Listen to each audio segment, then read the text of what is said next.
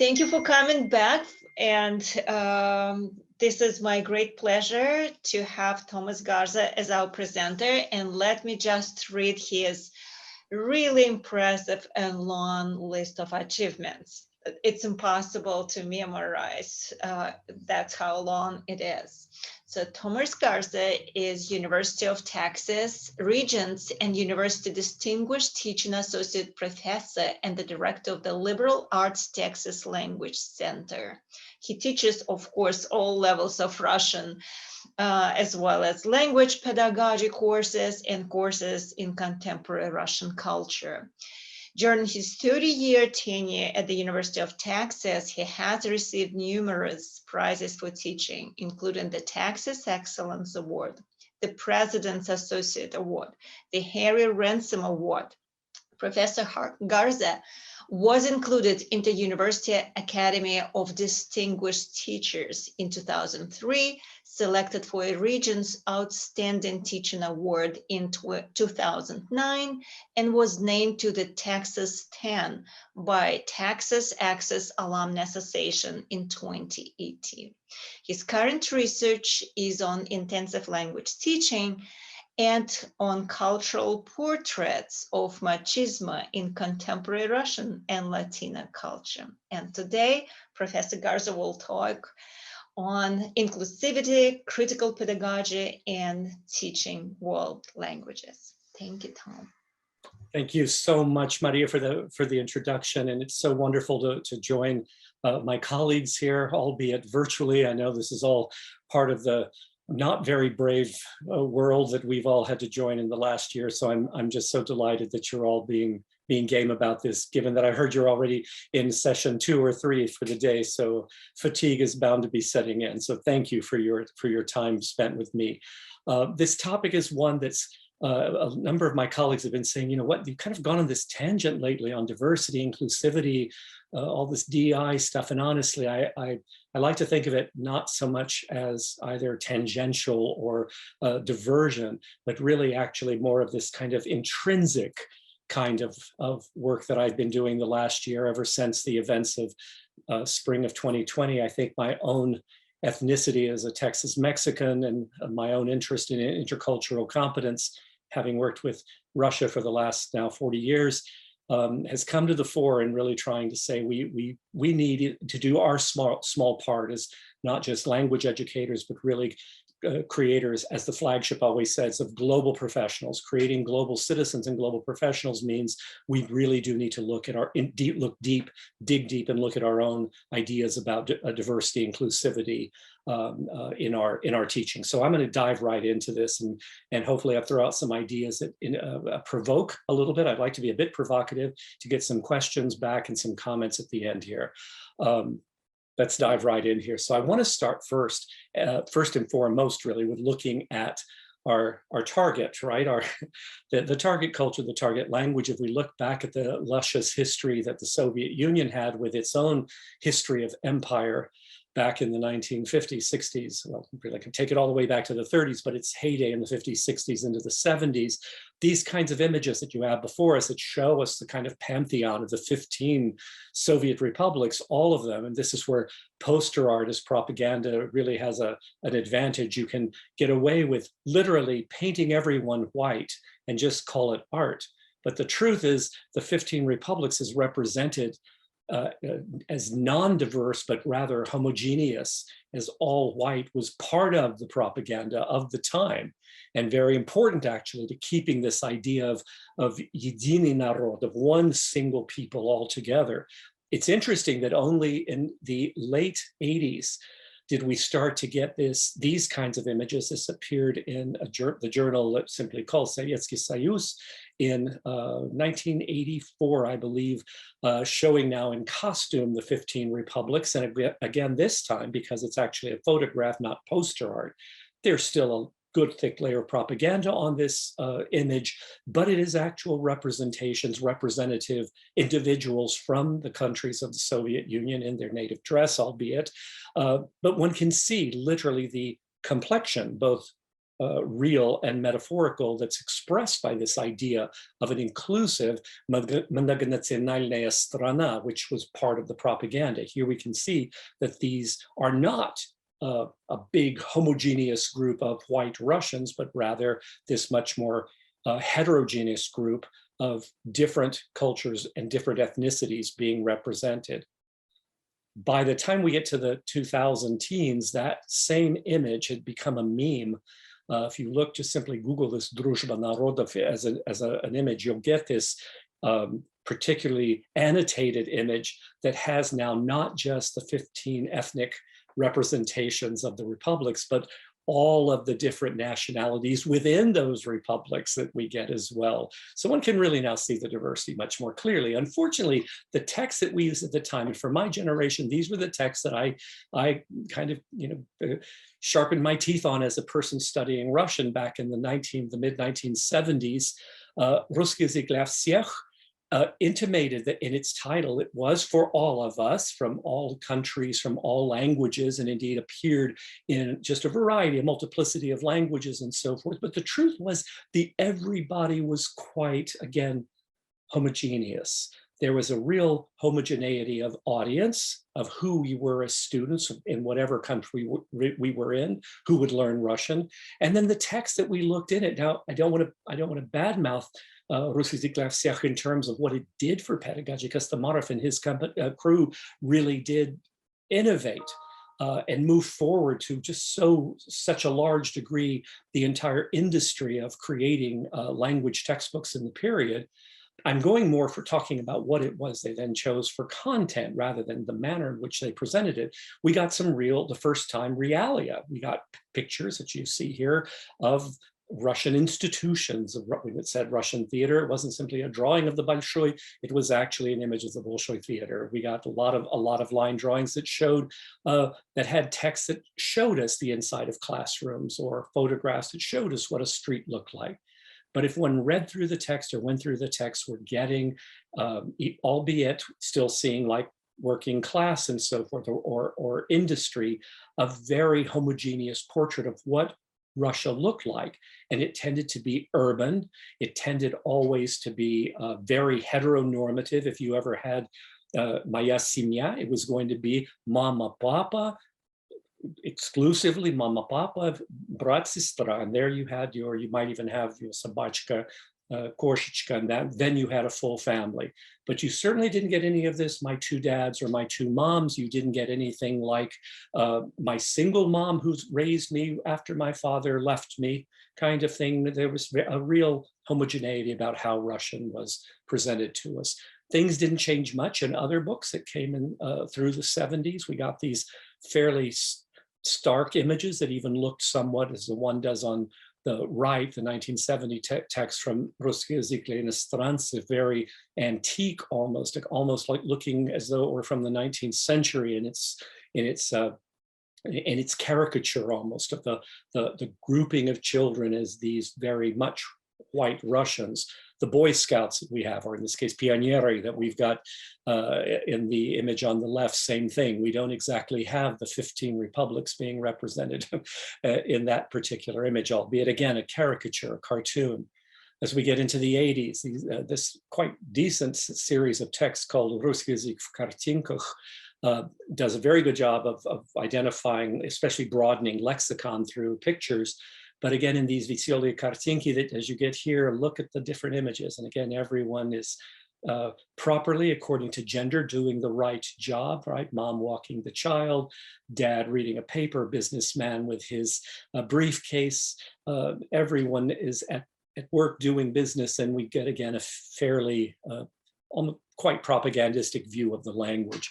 Now, what does that have to do with what we're talking about in terms of diversity? Well, one can say very simply, Russia as its own empire didn't really present that empire in its own materials up to and including the 1990s and getting us into our classrooms today. But do we do any better of a job in terms of taking those materials, creating our own internal Russian language textbooks, those created here in the US, in doing the same thing? So let's take a little bit of a look at the classroom. remind everyone, and this is more probably for my generation, I'm not sure how many of you out there are of the, the wonderful boomer generation that quickly all moving na pensiyo. But as more of our students now belong to not the millennial generation, but Generation Z, we've seen a real shift. The then that you see depicted on the left is very much, even though it's from now, is very much the portrait of a classroom that I had, representative of the Russian class I was in 1976, an elite college, Bryn Mawr Haverford College, with a very, very rarefied population, all white, predominantly female in those times, and all at worst upper middle class. And so there was really next to no diversity in the class. And even as I began teaching here at the University of Texas in 1990, my classes, even at a major university, a large university in a state that is parity, almost at parity level minority population, both African-American and Mexican-American in Texas, my Russian classes were predominantly, by far predominantly white. That's not the case now. And the now image over on the right is much more typical. Obviously, it's a stock photo, but nonetheless, if we think about who comes to our classes now, who's in our classes, language or area studies, who's entering into, who's interested in the Flagship program in our universities, we're seeing increasingly a diverse clientele, a diverse population. And that's should be expected because that's the portrait we're seeing nationally in our demographics. As US demographics are becoming increasingly diverse, so expectedly are the populations of our universities and colleges becoming more diverse, and hopefully that diversity is trickling down into our language programs. If that's not the case, we're not doing something right. We probably do need to be thinking what's wrong that we're not getting a more representative student body in our classes that we're teaching, and that's part of what I'd like to address in the coming slides here. So I need to start off by just posing, and this is purely rhetorical, but think about this as we go into this next part about where we are in 2021, is to ask the most difficult of questions. It's the tough question, it's the hard one. If you ask yourself in earnest, have you ever, even unintentionally, shown bias toward a student or a group of students in your language class on the basis of their identity? Can anyone, rhetorically, can anyone honestly answer that they have never done this, even unintentionally? It's tough to answer that, no, I've never done that. It's really difficult. Why? Because so much of bias isn't in the form of using a terrible, horrible racial epithet or simply saying out loud, I'm sorry, I only ask questions of my male students, or grading my female students more harshly than my male students, or my white students more easily than my non-white students. We tend to have those macroaggressions be the ones that get talked about or are newsworthy, but those aren't the ones that really predominantly are housed within our programs. It's much more the class of microaggressions or microbiases or micro-racisms. These small acts that may occur student to student, learner to learner, they may occur instructor to student, they may occur instructor to entire group. We don't always know when they happen because they are indeed small and often go unnoticed in our classes. So just really quickly, I want to make a side note here about why I've been using the term inclusivity and why I want to focus this, the remainder of the talk really on this idea of inclusivity rather than inclusive, much the same way that I feel very strongly that the rhetoric of the last year has often included this phrase, say the name, say the phrase. The Black Lives Matter movement, very importantly, asked us all to say it out loud. Our last president during the presidential debate was asked repeatedly, say the phrase Black Lives Matter, something, by the way, he never did in his presidency. Saying that phrase and not hearing, when I say Black Lives Matter, and to have the retort, but all lives matter. right? That's not the point. The point's been now missed. Say, of course, all lives matter. That's not what I'm saying. It's really putting the spotlight on Black lives and saying out loud that you realize, you believe that it matters. I could say the same thing for brown lives. We could play this game, but it's all about saying it out loud. It's saying out Trayvon Martin. It's saying out loud George Floyd. It's saying out loud Breonna Taylor. It's saying these names so that we are admitting that we're aware of the circumstances. With inclusivity, it's not saying, everyone says, but isn't it all about just being inclusive? That inclusive is what we're after. It's everyone counts, right? And again, of course, it's almost a truism. But if inclusive is the state we're going for, inclusivity is specifically looking at those who have previously been, think of what is the opposite of inclusive, excluded from participation, from having opportunities, being able to have a voice heard, to have their name said out loud. So I'm going to insist myself, at least, on inclusivity, only because I want to make that point that I want to get to inclusion. Definitely, that's still my goal, but I really want to look at this practice of including those who've not had access before to get us to inclusion. So that's, again, just a little bit more about the root of the word coming from that, the same thing, but that's why I'm using inclusivity here. Now let me get back, that was a sidebar. Let me get back to this idea of microaggressions, microbiases that may take place. So a couple of quick down and dirty definitions that come back from this wonderful, wonderful work by Daryl Wing Su and a group of writers called Racial Microaggressions in Everyday Life. We really have these, and I've given some fairly crude, but they're fitting examples here of a micro assault, for example, a student coming in with a Confederate flag on a backpack. It's not a direct insult to someone saying it out loud, as it were, but for certain students in the class, it may indeed and probably is taken as something hurtful, or at the very least uncomfortable. A micro insult is when a teacher only corrects, an instructor corrects the grammar of Hispanic children, the Hispanic students in the class, and ignores the white students or non-Hispanic students who are making the same or similar mistakes. Micro invalidations, this is becoming a particular microaggression that's becoming increasingly common, in negating or ignoring this kind of the feeling, the experiential reality that someone of color in your class is going through or has gone through or has lived as a life experience. Example here, an Asian American student from the US is consistently and constantly asked where you were born, even when the message is conveyed that I was born in Austin, Texas. The idea being that if you look the way you do, you must not be from around here, must you? These, again, are the kinds of things that sometimes happen unconsciously, worst case, reflexively, and that I want us to start thinking about as we move forward in looking at our syllabi and looking at our classrooms.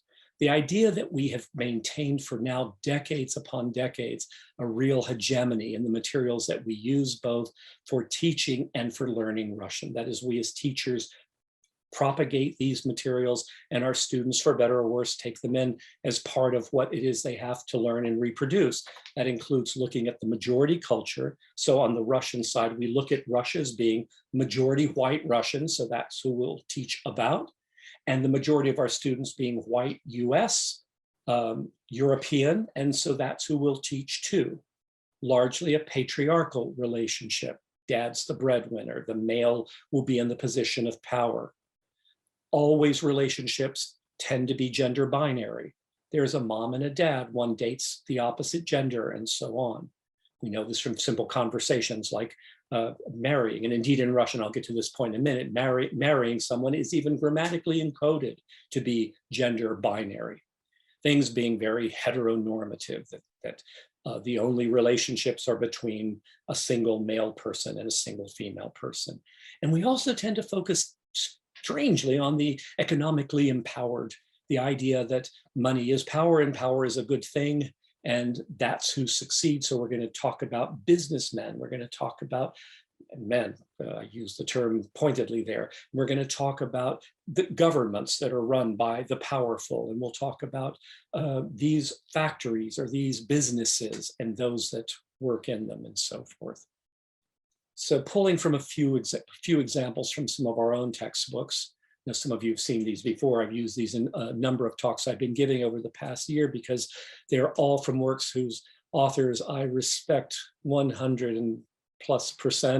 The actual textbooks I've chosen are texts that I both have used in the past, use now, varying depending on the class that I'm teaching, and think that they're incredibly well put together. And indeed, my point here is to show that even in these incredibly positive, successful textbook series or individual volumes, there will still be these lapses, if you will, these occurrences where we nonetheless still get perpetuation of these hegemonic, heteronormative, largely white portrayals of Russia and of our learners. So for example, in Putsi, this is Kagan, Miller, and Kudima from 2006. This is in a fairly late first semester text of second year, and we have, of course, the usual terminology here given in the middle part. And again, one could just simply look at that and right away say, if I were a person of color, especially if I were an African-American person of color, I probably could give some general descriptors that would fit. But there are, in terms of racial terms, not even racialized terms, but racial terms, a fairly concrete group of people we're describing. And if we look above, who are we describing with these words from the list below? Once again, yeah, they're drawings, I grant that. But even in drawings, it's pretty clear that these are white faces we're looking at. Again, we've got the only mothers can carry, or only women can be the caregiver. They're always the ones with the children and so forth. So even in a really simple way, that as we look at these faces down below and up above, we're seeing these very, very monolithic hegemonic portraits. And we can argue back. I hope we do, in fact, in Q&A, argue a little bit back and forth, but I'm giving kind of a general picture here that I wanted us to go by. Live from Russia, one book that volume I had a lot of investment into, and I have used for years and years. The same thing, that we get a lot of these very heteronormative relationships, all white faces that we see, even in a relationship when, here's a classic case that Sergei, the beloved taxi driver, chauffeur that we have in the story, who's this wonderful comic character. He's a white Russian through the entire thing, even though one knows that ethnic groups are often take on these roles in transportation, especially within the taxi and delivery industry in the cities in Russia. Same is true Galasa. In Galasa here, we get the wonderful, there's a wonderful section that I'm looking at here in this particular unit, and the actual texts that go with them are incredibly well developed, well designed and all, but if we look at the faces again to go with them and the relationships that we have among them, white Russian faces, once again, as we look there and go a little further with them. And indeed now as we see them in their relationships, all again quite, this one in particular, perpetuating the same portrait of the male-female heteronormative family. So again, for our students who are coming from a one-parent or a two-dad family or a two-mom family, or from any family, or if they themselves are non-binary, there's always this moment of not seeing oneself in materials that we're using in our classes. And finally, I could get to Panorama, since it's the most recent one, and has made a big leap forward in taking on themes like this discussion about gender and non-binary gender, in fact, which many thumbs up for this. This is Rifkin Jingub and Nazarova. But even there, even when you get this wonderful discussion, then we go to the actual lexicheskaya tema, which is all again about gender, гендерные отношения, and what do we get? Мужчина and женщина. And there we are, we're back to a two-gender system of description and discussion once again. So just again, think about these things as we pick up our textbooks, as we choose them, as we choose materials, of making these more broadly. Think about the pedagogical terms of what it is we do in our flagship programs and in good proficiency-based programs in general. Authentic text, contemporary materials, high visual, audio, textual correlations. And then think of inclusivity and equity, of keeping things for everyone. When you think of authentic text, Think about non-binary gender, think about racial ethnic diversity, think about economic diversity, and all of these categories. It's not a big stretch, actually, to keep all the pedagogical bells and whistles that we want in our really high-level performance language and culture classes, especially for something trying to get us to advanced plus superior level proficiency, but think also then about equity and inclusivity as we go along. And finally, my last big bailiwick right now has been decolonizing our syllabi as we go along. And I've played with this kind of thing before, where I've looked at the binary grammaticality of things like getting married in Russian, that we have these grammatically and lexically encoded get married, жениться на ком, and then выйти замуж за кого. And can we now move to a side, if we go from the traditional on the left to the now actually reality on the right, can we now create phrases as those that I've given you as examples here? And all of these, by the way, I put question marks rather than stars, because these have all, I've seen them or heard them all attested in the language, being used by a native speaker or actually appearing in a text. And so they're here, though usage by native speakers is still questionable. We'll hopefully talk a bit about that. That ultimately we might get to a point that we would have dialogues such as this kind, where the implicit notion that there are two women in a relationship in this dialogue is a sidebar. It's not the focus of the relationship. The focus is indeed в ресторане. Маша, где твоя жена? Она еще на работе, она скоро придет. Понятно, подождем еще 5 минут. Или сразу закажем закуску. Давай подождем. Она только что позвонила и сказала, что идет. So that is, so you can see the dialogue, the focus is still about this little conversational piece in the restaurant. It's almost just simply a sidebar that it's two women in the relationship, and that's just normative. It's normal. So the changing demographics, both in Russia and in the United States, these are all right off the internet from Russia, that we now have able disabled, we have a non-binary gender, we have non-heterosexual performativity, we certainly have non-white migrant populations and resident populations, that we need now to start thinking about these intersectional identities as we write our syllabi, pick our textbook and materials. Textbooks in quotes, by the way, because it doesn't have to be simply between two covers. These can be materials you've drawn from different sources. They can be video projects. Whatever you're using as text is what's going to convey the message that you're talking about. What kinds of interaction you have in class, and what methods do you use to convey that interaction, to make that interaction happen? How many times do you ask we ask closed-ended questions? What color is his shirt? Versus open-ended questions, right? That can have the 3 dots after them and allow students to express themselves both truthfully, honestly, as well as in equitable terms with those in the rest of the class. So as you prepare your next class that we're getting into, think of your next flagship cohort coming in and so forth, think about giving your textbooks or materials a really critical look at their content and how they present materials.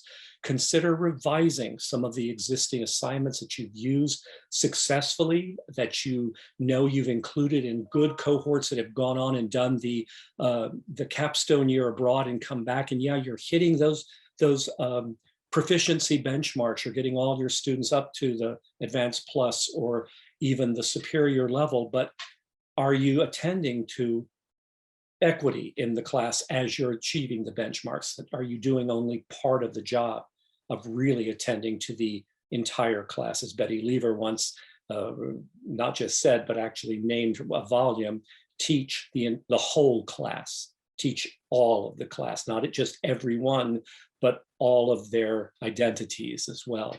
Consider thinking about polling, asking directly, using online polling while we're still in this virtual world. At the very beginning, before you have the first full meeting, about how would they prefer to be called? Both what name would they prefer to use? What pronoun do they prefer having attached to their identity? Do they want he, she, they? Do they want to use a Z? What do they want for their own identity? This works, by the way, in Russian just as well. It's all going to depend actually on us, what are we as the instructors going to allow to be now the new normal grammatically in the language? What will, in a sense, the Academia Nauk tell us all about what really is the norm in the Russian language as we move forward in terms of inclusivity and equity? This is a fairly complicated little diagram, but actually simple in its goal, and that is in trying to get inclusivity and this intersectionality. If we think about the big interstices, gender, race, ethnicity, sexual identity, and also don't forget economic position, because that's where we've often put power structure, certainly in both the Russian system and in the US system. Given the last presidency, we've had hammered into us wealth equals power, whether or not that actually is true. So think about, how do we represent gender in our classrooms? We as instructors, we as our materials, we as our methods, we as our program. How does the Flagship largely address issues of gender, male, female, and non-binary, issues of race and diversity, white, non-white, and non-majority, when we're talking sometimes also not simply about ethnic identity, but also about power structure in that non-majority position, such as our Native American positions. We think about University of Arizona, for example, that really has a substantial part of its student population coming from indigenous populations. Our colleagues up in Alaska, the same thing. What do we do with those students in our text materials? Do we give them equal shrift in the classroom? Representations of sexual identities, we're getting better at this. Russian presents us, because of its grammatical structure, an insistence on binary opposition in gender terms. Getting beyond this heteronormative and non-heteronormativity is not simple in Russian, especially at the lower levels when we're trying to teach our students the basics of grammar. Trying to get into that third space of identity is not always simple, I'm fully aware.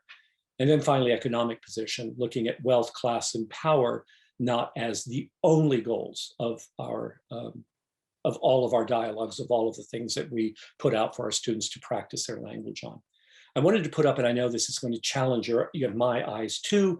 I'll put on my glasses here myself so I can make sure I can read my own screen. Hopefully I will happily share my slides with you. So if you'd like to take a look at this in more detail, and I hope this same graphic is coming out in a fairly soon edition of Russian Language Journal in their diversity issue.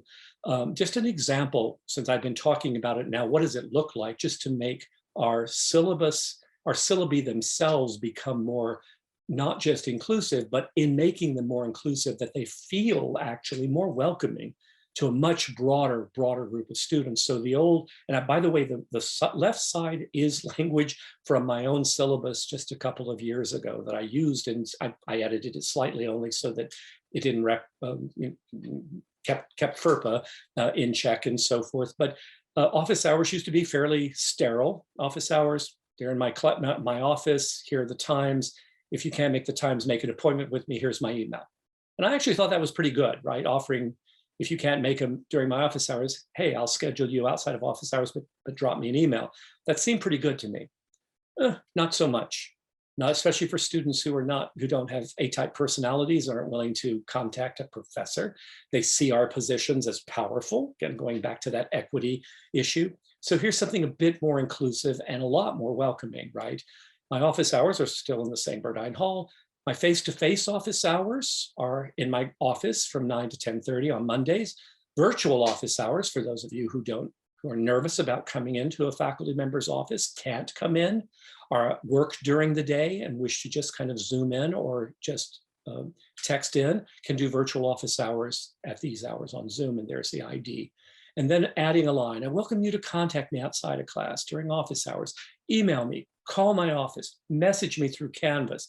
If you need to set a time, we'll do it. Feel free to attend either face-to-face or the virtual office hours.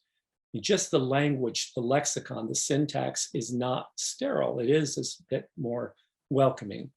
I won't read through the entire thing, but each section gives you an idea of how course goals attendance policies and participation policies can be made much, much more inclusive of different learning styles, different types, different ethnicities, different, and I'm going to say this in the first person, those of us who come from one-gen families where I was the first person in my family ever to go beyond high school in the family, and as a result, saying things like, and I've had students tell me this in 2021, come to my office hours, I say to them, and get the response, what are those?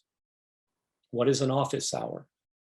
Because indeed, the assumption, we cannot assume that students know these givens, these données about what academic life is all about. If you're the first person in your entire family ever admitted into a university setting. So be sure to use as much of this kind of welcoming, inclusive language as possible. And again, there's much more there to look at.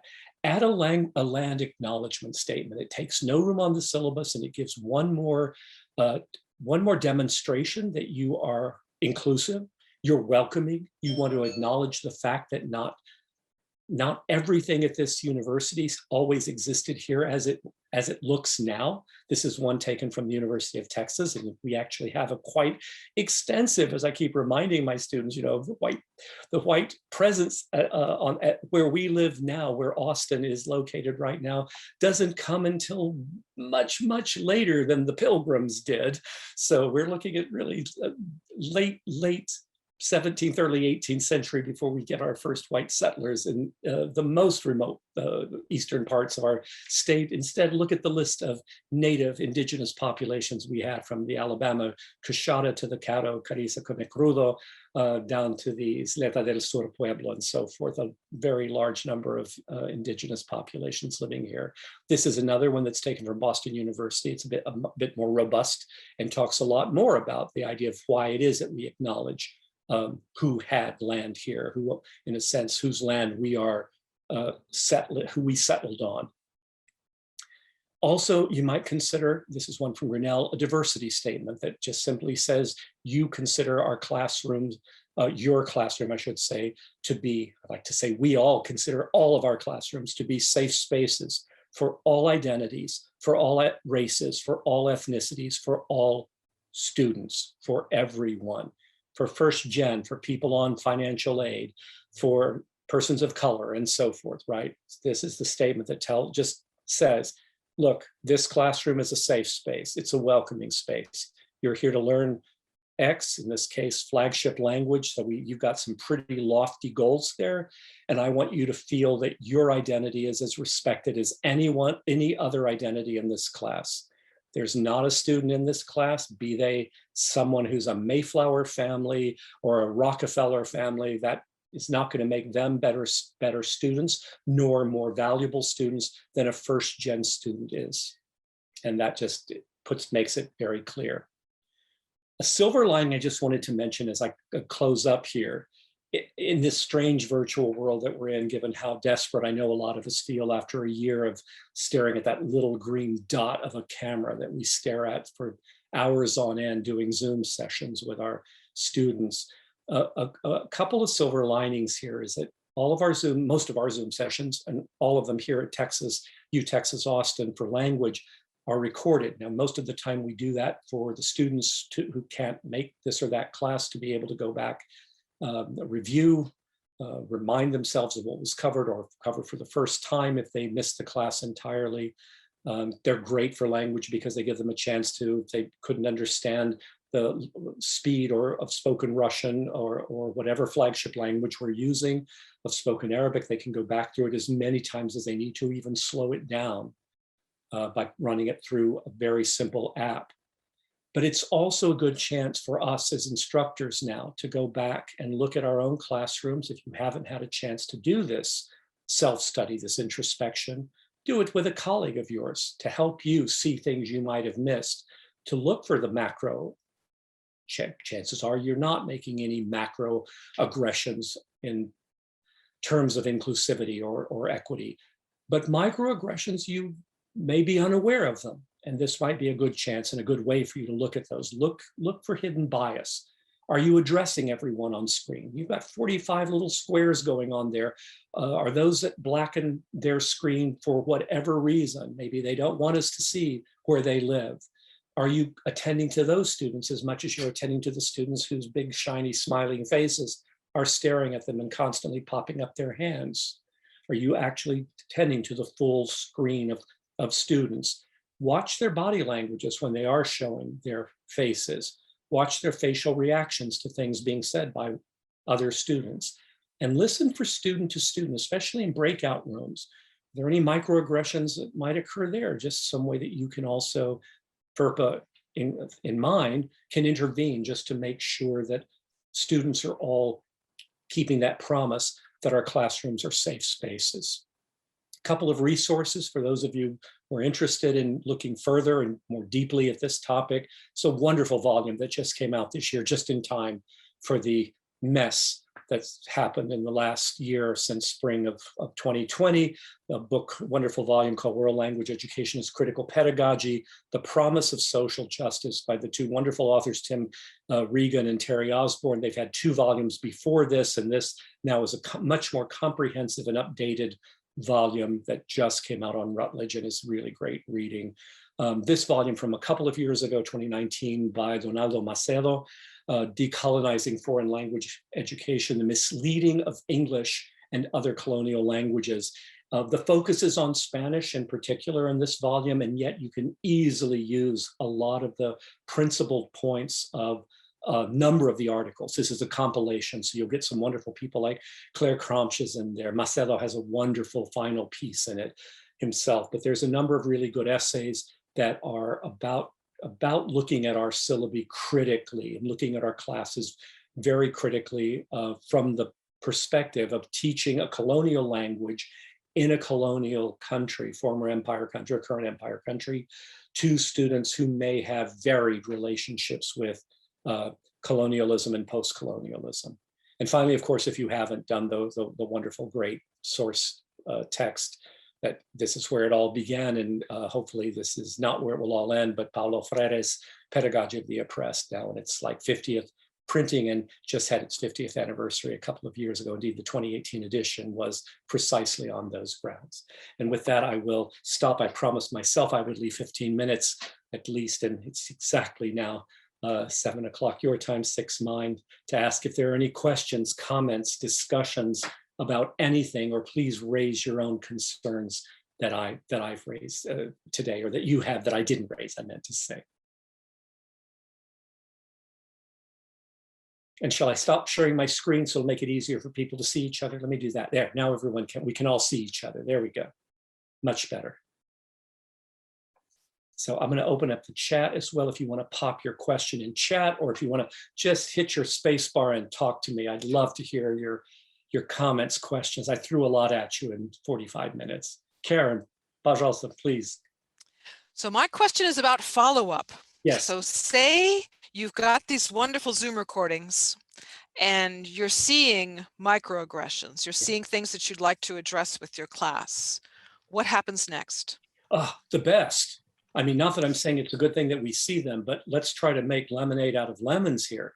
These are precisely the kinds of, I'm thinking especially if you're a flagship group, these are precisely the kinds of conversations that we can't script in textbooks well enough. To have a conversation that talks about welcoming spaces, about respecting each other for the persons we are, not that we appear to be, right?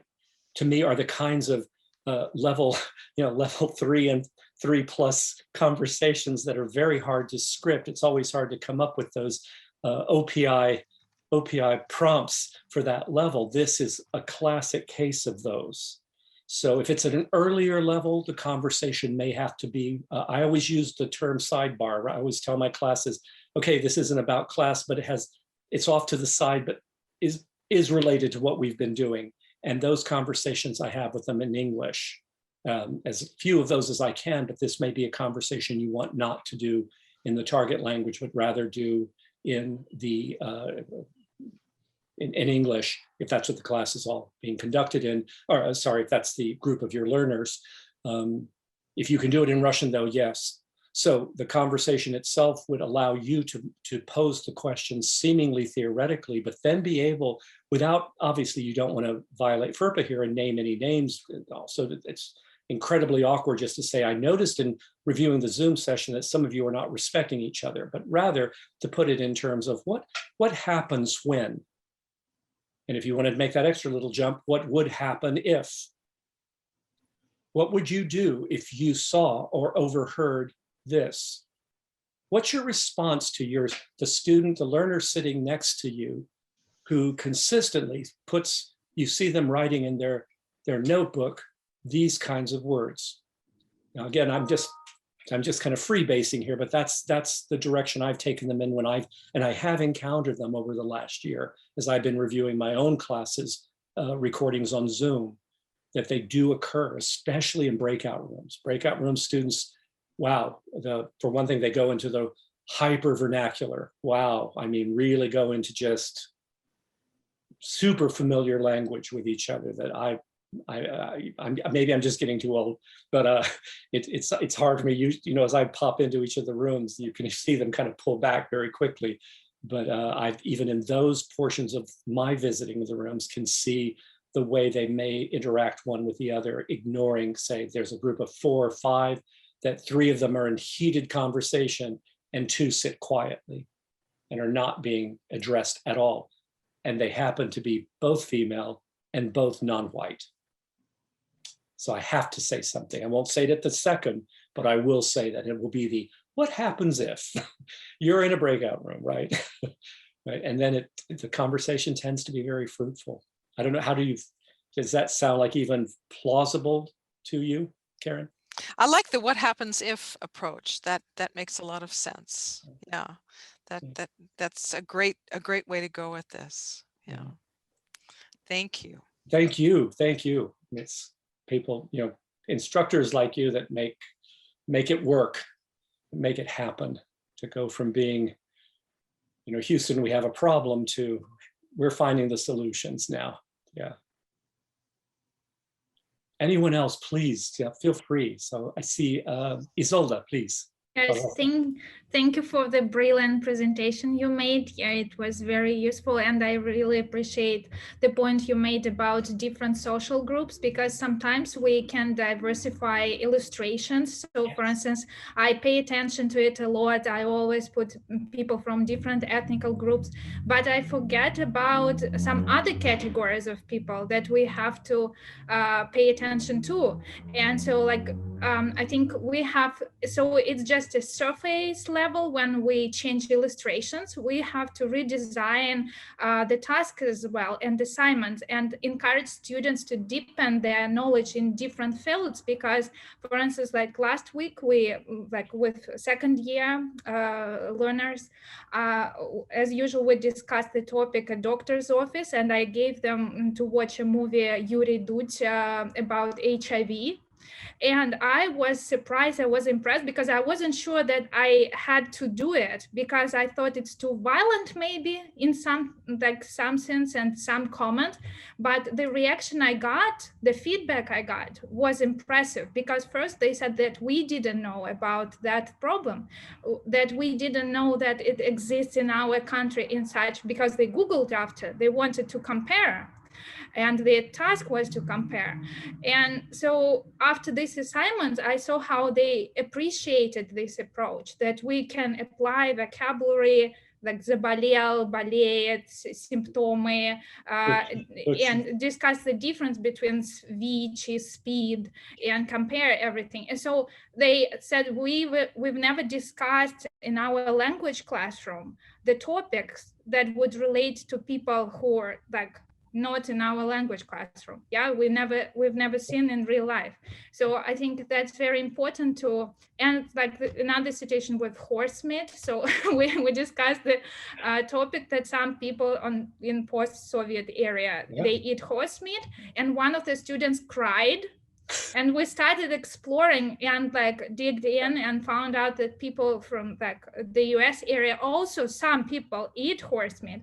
And like when we found roots of this and why people do it, so it wasn't so wild already. We stopped talking about cavemen. So it's very important, I think, to add this information to assignments that like we pay attention to our attitude, but also we have to, as I see it, to, because I really liked your point about unintentional bias. It's what happens with our students sometimes too. All the time, all the time, yeah. That's what I want to say, thank you. So those are terrific examples. Thank you so much for all the wonderful things you contributed. I loved your point, and in fact, now I feel like I can say this now because I was a little nervous to use it. It's always I don't want to sound too arrogant with it, but or preachy with it, I suppose. It's just, yeah. There was a growing movement as this phrase decolonize your syllabus got popular in the last couple of years. And well, I'd start giving my talk, and right away it's, well, I decolonized my syllabus. My 19th century Russian literature class, I decolonize it. I do there's a whole little space that I give about how Pushkin was Black. And yeah, it's a good first step. That's a good first step, but you're absolutely right. You changing a few images, mentioning that Pushkin has African heritage, they're good first steps, but that's not decolonizing the syllabus. You really do need to go, as you were saying, you need to go deeper. You do need to go a little deeper and start looking at, well, if you change one thing, what are the other things then that open to you, that are revealed to you? So your tact to me is the right one to take. And yeah, those are all categories, these things that we do want to look at, right? Things that are demystification of culture, right? That's saying, holding our own cultural biases as the standard to which other cultures must measure up to, not the way we should be doing it, especially, for goodness sakes, we're in a world language and culture class, right? That's what we're supposed to be doing, is talking about the appreciation of global cultures, right? Not the ranking of a global culture. This, going back to the terminologies of first world, second world, third world, is not what we want to be doing at all, right? So nice job, really nice job. Congratulations on the work you're doing. Olga, so thank you for joining us, Olga. I hadn't seen you in the group.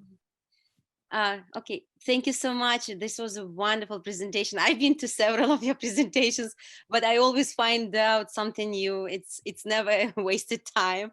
That's but true. There was something that kind of got me puzzled, and it's more like a reflection rather than or maybe it's even a question. So when you were talking about the textbooks, and remember how you talked about the taxi driver, and how, yes, nowadays, if you go to a big city like St. Petersburg, Moscow, probably many of these small jobs or jobs will be done by migrants from like Central Asia, the Caucasus, right? So from that region. And something which I was also thinking that if we do start using the images of these people, people from other regions rather than the Slavic part of Russia, for jobs like this, right, like service jobs, right, wouldn't we fall into the same colonization trap? And why I was even thinking about, because I realized there is an amazing resource. I'm friend with a film critic, a very prominent film critic, a journalist, and she is also a writer, Dilyara Tuzbulatova.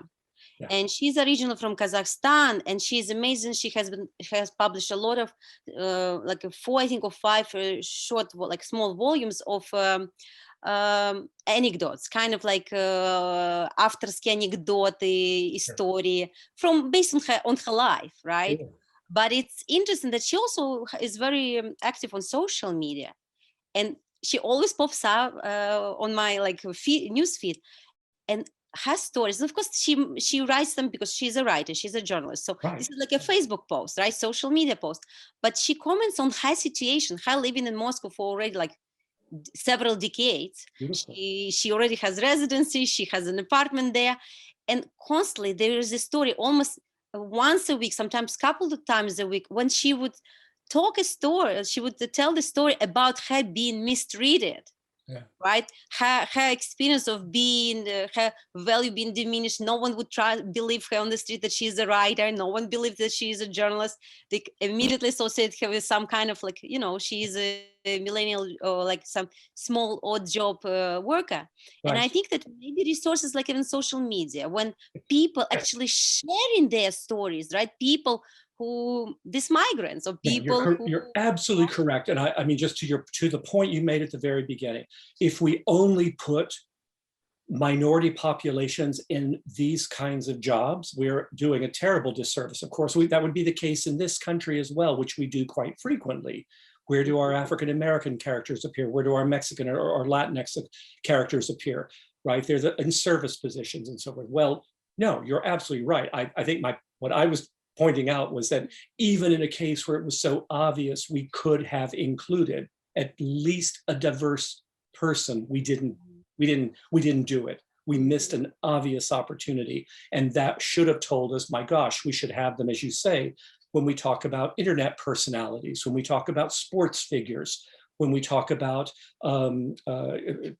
your teacher, who is teaching your class at the university, right? And I don't mean here in the US, I mean there in Russia, right? Your instructor may not be one of these white Russian, you know, Anna Ivanna that we always get on every single text exercise and every textbook. It's the same white Russian instructor, when our instructor may indeed be someone who's from Kazakhstan, maybe someone who's from Kafkas. And yeah, you're right. We need to make sure that these figures are representative of who they are in the country. And so that's pretty straightforward. Voices, right? It's to hear their voices and their reflection on how they treated or mistreated in this culture, because that's what it's all about. That's what it's all about, right? That's the say their name, right? That's where this whole topic comes from, right? If you let everybody have a voice and say that voice is as valuable as this voice that we've been hearing of Pushkin, the voice we've heard of Tolstoy, the voices that we've heard of whomever you want to pick there, usually white male, is these other voices are just as valuable. They're just as important to the course content. You know, right, what we're doing in our courses is represented in the voices that we put out there. Students also start to see themselves. I know that sounds cliche, but trust me on this one. As a Texas Mexican who never saw anything that even vaguely represented me through my entire career until the 2000 teens in any textbook, it makes a difference that I simply always thought of myself as Inoi. I was Inoi, always the other from the Dazor films in all of my Russian encounters. I literally told at one dinner back in 1985, 86, I won't name his name, but a very prominent Russian from the Akademia Nauk, in fact, who was sitting at my thesis advisor's table, when he said, this name that you got, Garza, what is that? That's a very strange last name. I said, oh no, I said, it's actually a very common name. It's just Мексиканского происхождения. And he said, ты Mexican, что ли? And I said, well, you know, Mexican's-Americanец, and this whole notion of what is an American after all anyway, I tried to make a joke out of it. And he said, да ничего, ты почти белый. Yeah, and that's kind of been my experience. So, it makes a difference for students to see themselves in to be reflected in our personages in the textbooks and materials that we use, in the ways that we talk about them, welcome them, and treat them in our classroom. I think the point you made, Olga, could not be more important about who we include in our books. And thank you.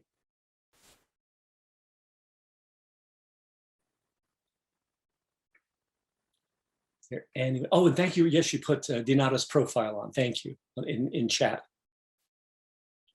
Anything else, please, please. I love these conversations. Yes, please, Raquel. Hi. Thank you. This was a wonderful, wonderful presentation and conversation. And I just had a quick question about how reflexive and how responsive you find students to be in those moments where you pick up on and point out when some sort of microaggression or insensitivity is taking place? Terrific question. Yeah, terrific question. There's good news here. Gen Z, so the millennials, and I still have a few of those trickling through, especially among my grad students. They're a lot more, not quite, I won't use the word defensive, but I found them to be, they do push back a lot more. A kind of, well, that wasn't an insult. That was just, that's how we talk to each other.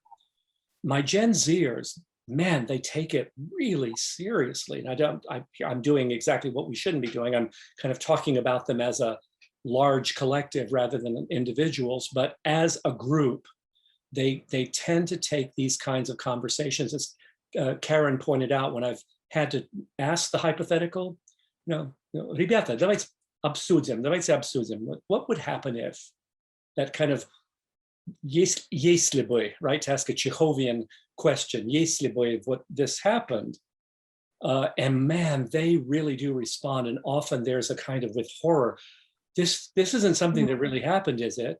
You didn't hear this in class, did you?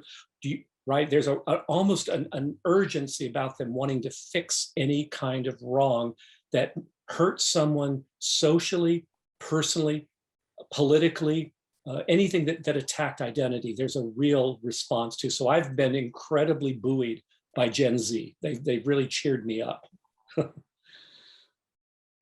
I'd love to hear other people if you've had that same response, or is it just some kind of odd happenstance that my students this past year, my Gen Zers, are just so incredibly socially conscious. They're incredibly aware in a good way. And there.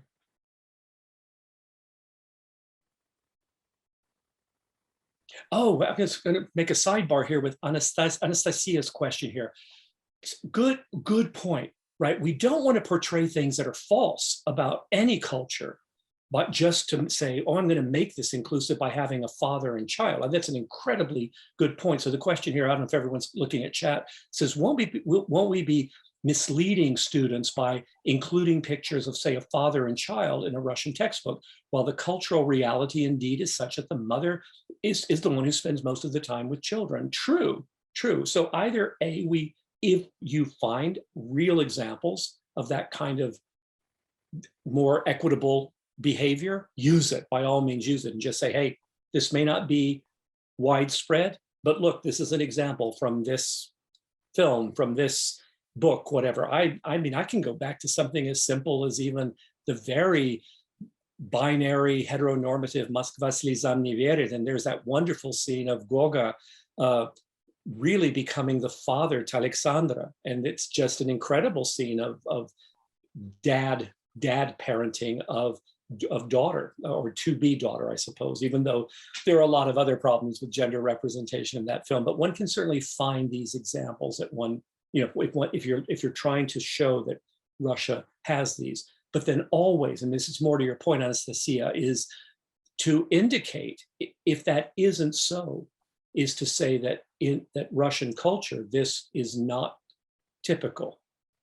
To be able to say, of course, I found this example, but it's not typical. I won't ever use the word normal.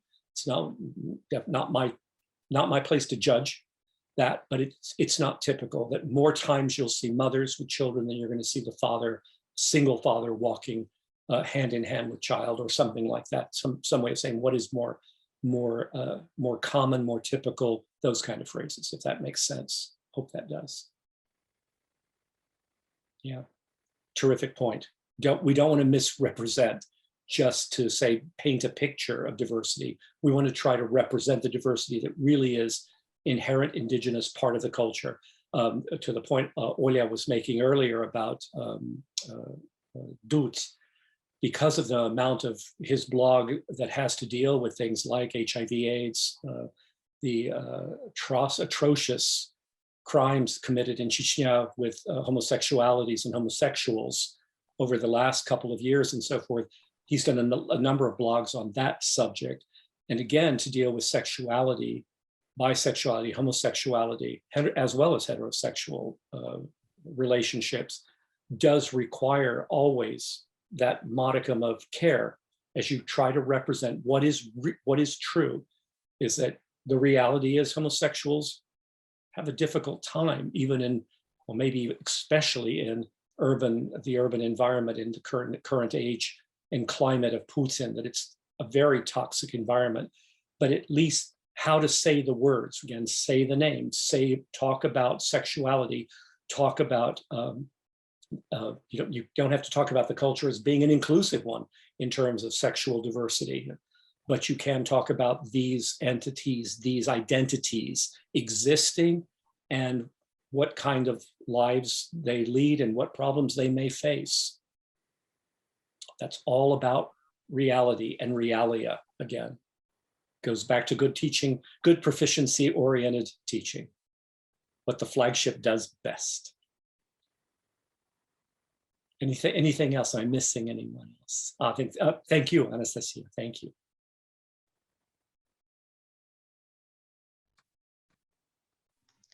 We have Olga Klimova sharing this idea of teaching through, especially if we're incorporating literature, if we're sharing stories written from the point of view of a маленький человек. So that could be a venue or a channel. Olya's terribly full of ideas tonight. These are all wonderful. Thank you. I'm so glad that you were part of this group tonight. Thank you so much for that. That's an excellent resource. I'm going to make sure that we, Masha, will the chat be saved? Will we be able to get back to these resources? Excellent. Thank you. And as I mentioned, I will happily share my slides with anyone who wants to have that as a resource as well. Yeah. Anyone else? Anything else? Are you all exhausted? Am I feeling this heavy burden of too much knowledge from the earlier sessions coming down on me? Просто понедельник день тяжелый. Вот точно, вот точно. Как раз у нас как по понедельникам, средам у нас, значит, у меня как раз три урока, так что я только что тоже закончил в 5 часов. Вау, марафон. Марафон. Ну что ж, тогда я воспользуюсь случаем и поблагодарю Томаса Гарзу за прекрасную презентацию. Спасибо и возможность обсудить очень сложные темы и подумать, как инкорпорировать все это в наше преподавание.